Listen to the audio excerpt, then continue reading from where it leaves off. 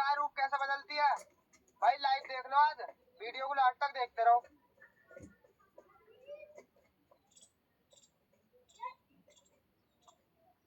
देख लो दोस्तों,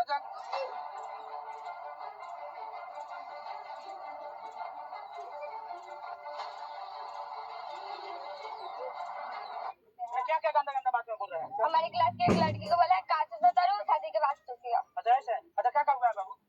जो ये बच्ची बता रही है सही बात है? सही है। जो ये बच्ची बता रही है सही बात है? हाँ सही है। सही बात है बाबू? हाँ जी सर। क्या क्या बोला, क्या आपका आपके साथ क्या हुआ है क्या? तो दोस्तों, जिसको भूत प्रेत पे विश्वास नहीं होता है ना, उनके ये वीडियो उनके पास भेज देना। इस वीडियो में देख सकते हैं कैसे बॉल बाहर जाता है, उसके बाद से देखिए यहाँ पे एक औरत प्रकट हो जाती है। आप लोग देख सकते हैं वीडियो में। तो दोस्तों, जिसको साथियों आप सामने की तरफ देख पाएंगे, ये वही अघासुर नाम का राक्षस है जो आज से 5000 वर्ष पहले श्री कृष्ण को मारने के लिए পৃথিবীতে দেখেন কত কিছু না বের হয়েছে, দেখেন এই প্রাণীটা কি কেউ চিনতে পারেন?